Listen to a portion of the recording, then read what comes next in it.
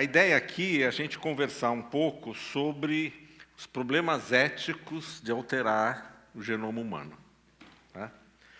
E, na verdade, isso aqui vai ser meio como um show de rock. Sempre antes da banda principal, sempre tem uma banda menor que vai dar uma introdução. A expert aqui mesmo é a Maiana, meu papel aqui é dar uma introdução geral e contar um pouco da história desse dilema e preparar vocês para, depois que a Maiana falar e depois que eu falar, a gente começar a discutir se é razoável a humanidade embarcar nessa ideia de mudar o genoma das pessoas. Tá certo? O que é mudar o genoma das pessoas? Mudar o genoma das pessoas é o seguinte, é qualquer coisa. Mudar o genoma tem um monte de jeito de fazer. E é qualquer coisa que você faça no genoma de qualquer ser vivo e que depois passe para as outras gerações. Tem uma outra definição que você fala, olha, qualquer coisa que eu mude no genoma só para mim também é mudar o genoma. Mas aí não é um problema tão sério. Porque se um cara modificar meu genoma e der uma besteira e meu braço cair, por exemplo, o problema é meu filho não vai nascer sem braço. Mas se eu mexer no genoma de um ser vivo e der uma besteira e ela for transmitida, aí tem problema, né? Então, tem coisas interessantes sobre isso. Uma das coisas interessantes, por exemplo, é um artigo que eu escrevi um tempo atrás, que conta de um gene humano que você coloca num macaco e o macaco fica mais inteligente. Aí a questão ética é imediata. Seria bom ter um macaco bem inteligente para limpar seu banheiro toda semana? Como é que a gente ia lidar com esse macaco mais inteligente? A gente ia escravizar eles? Você ia comprar esses macacos inteligentes? E se a gente conseguisse colocar um gene nesse macaco que, por exemplo, ele aprendesse a falar?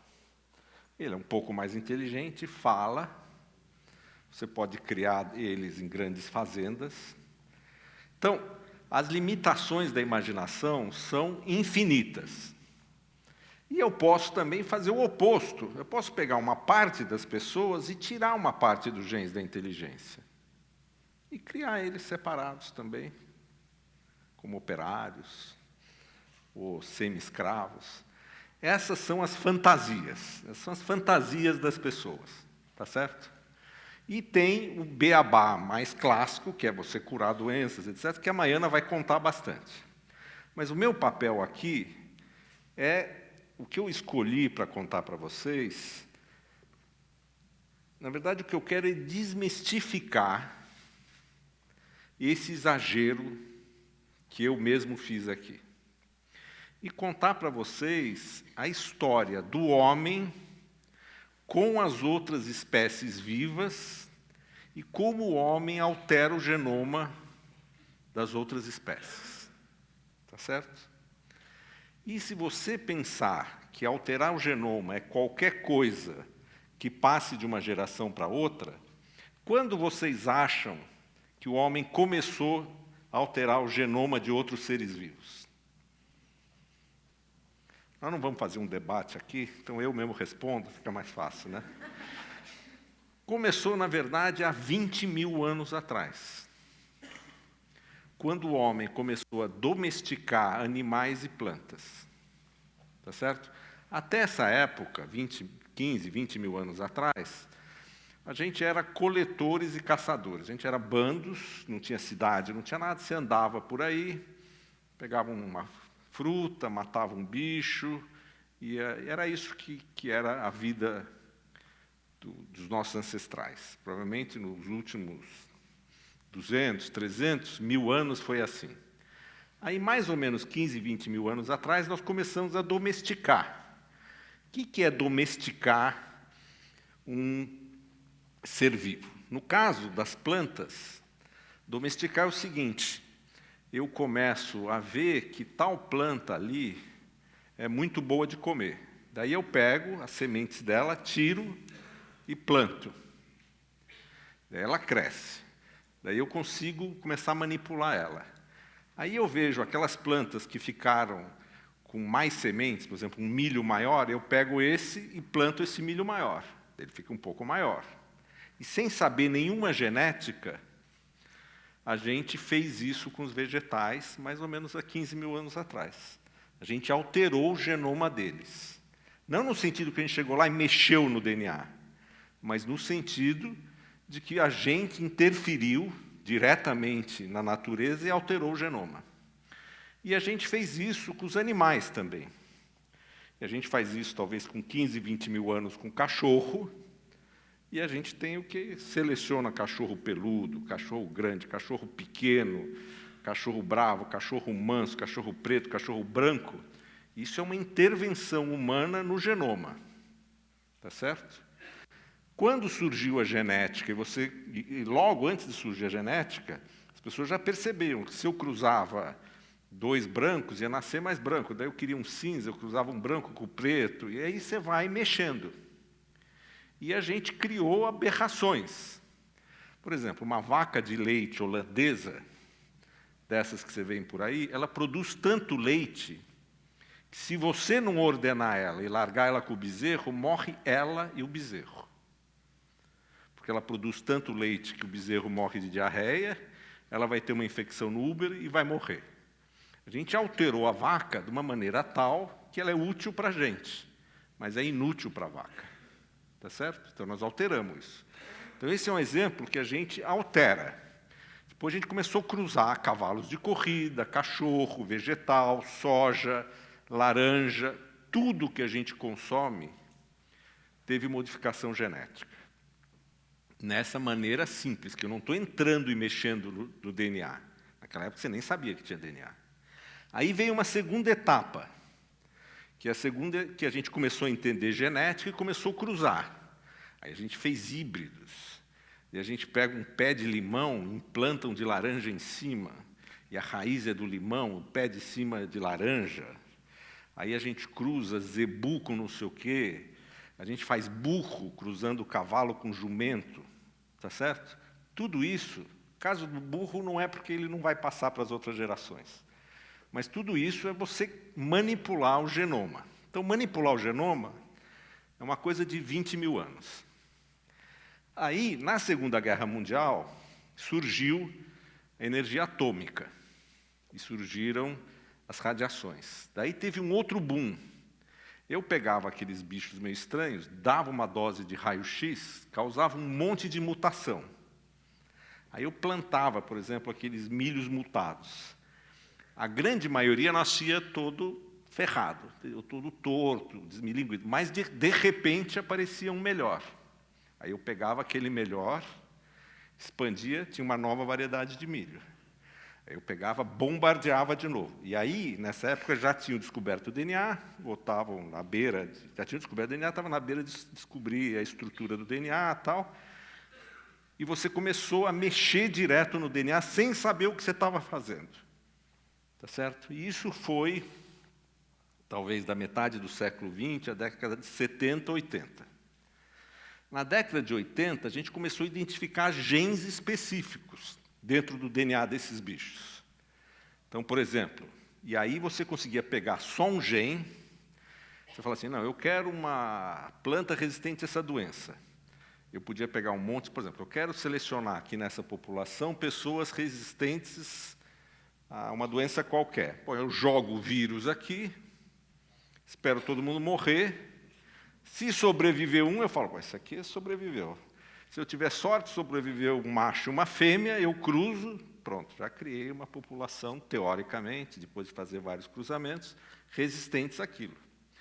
Na hora que você começou a identificar os genes propriamente ditos, aí começa a ter uma outra possibilidade. Eu pego um pedaço de DNA de um ser vivo e coloco no outro, que é uma modificação mais precisa até, tá certo? E eu consigo tirar de um bicho e colocar no outro. Por exemplo, todo o milho que a gente come, todo o algodão que a gente planta, e toda a soja que tem no Brasil e no mundo são hoje geneticamente modificados. Um dos exemplos é você pegar o gene de uma toxina que mata insetos e que não faz mal para seres humanos, que é o Bt, e coloco dentro do milho. Aí aquele milho fica tóxico para inseto e não é tóxico para a gente. Aí eu não preciso pôr herbicida, eu não preciso pôr inseticida, por exemplo. Tudo isso criou uma grande polêmica, porque, de repente, se chamaram organismos geneticamente modificados, GMOs, né? Mas ninguém pensa que uma vaca que produz uma quantidade absurda de leite, foi modificada por nós sem autorização dela, também foi geneticamente modificada. Mas essa tecnologia é mais precisa. E aí, nos últimos anos, aí isso criou uma série de... Na verdade, tem um amigo meu que fala que isso criou uma resistência nas pessoas, porque se eu pego uma coisa de uma espécie, por exemplo, de uma vaca, e coloco num ser humano, tem um problema moral e religioso que é o seguinte, é como se eu estivesse fazendo sexo com uma vaca, entendeu? Porque eu estou transmitindo um gene humano para a vaca ou um gene de uma vaca. Mas, na verdade, é isso mesmo que você está fazendo. Você está pegando um gene só, de uma espécie, colocando na outra. E isso criou uma resistência enorme. Aí nós chegamos na última etapa, que nós chegamos nos últimos 10 anos, mais ou menos, que é uma tecnologia que talvez a Maiana vai explicar para vocês, mas eu não vou, porque eu lembra, eu sou a banda inicial aqui. Aqui, que é a tecnologia de eu pegar um embrião e editar o DNA como se eu editasse com um corretor de texto do Word. Lembra que o DNA são 4 tipos de bases, A, T, C, G, aquela sequência enorme. Imagina que eu chegue lá e falo assim, deixa eu deletar esses 3. Eu bato no tecladinho, tiro 3, deixa eu botar mais 4 aqui, que é essa tecnologia CRISPR. Basicamente é isso, você consegue mexer sem pôr algo de fora, sem tirar, e você consegue editar. Como a gente sequenciou o genoma humano todo, eu tenho a sequência do genoma humano todo. Como eu tenho a sequência do genoma humano todo, eu já estou começando a saber quais genes fazem o quê. Isso levou anos para fazer, mas agora a gente tem uma lista razoável. Em ratos, em camundongos, a gente fala assim, puxa, para que será que serve esse gene aqui? Eu pego o CRISPR, vou lá, tiro o gene. Puxa, olha que interessante, nasceu sem perninha. Então, esse gene tem alguma coisa a ver com a perninha, entendeu? Aí fala, pô, e se eu puser 2 cópias desse gene, o que será que acontece? Vou lá, edito com o CRISPR, não tem isso, mas vamos supor que tivesse, nasce com 5 perninhas. Pô, olha que bacana, um rato com 5 pernas. Ou seja, do jeito que se edita um texto, você pode editar o genoma de uma pessoa. O que o chinês fez? O chinês foi lá, pegou o óvulo de uma mulher, se eu não me engano, exatamente o que ele fez, e já se sabe que tem um receptor na superfície das nossas células que permite que o HIV, que é o vírus da AIDS, entre e cause o problema. E já se sabe que existem algumas pessoas no mundo, teve um paciente alemão que esteve circulando para o Brasil umas 2 semanas atrás, ou a semana passada, que ele tem uma mutação e ele é resistente ao vírus da AIDS. Resistente. Pode fazer o que ele quiser que ele não pega. Aí o cara falou, pô, qual é essa mutação? Descobriram lá a sequência mutação. Aí foi no óvulo da menina, das gêmeas, e mexeu lá. Trocou. Fez ela ficar igual ao sujeito.